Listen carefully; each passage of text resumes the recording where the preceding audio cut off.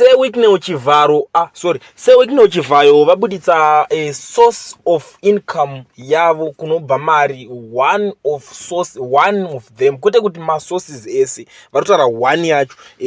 Vari kuti zvinhu panapa matracks ayo ndine 50 and I supply 3 million liters of fuel to Lesotho every week. But unonzwa murombo anenge hopiwe chimwono achiti imari dzekuba taxpayers money chino nechino.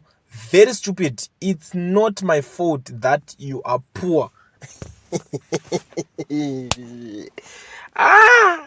Vakomana vanoganza zvinhu zvekuganza zvezve.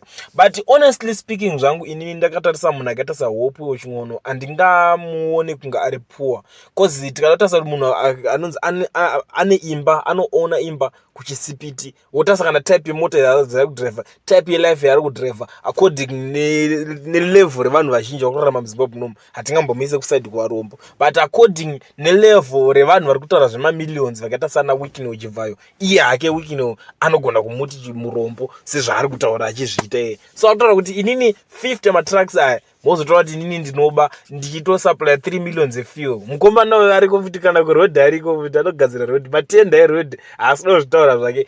Gwanda project masola ma 22 million ekuzesa. Hayi bvumiroti jerira.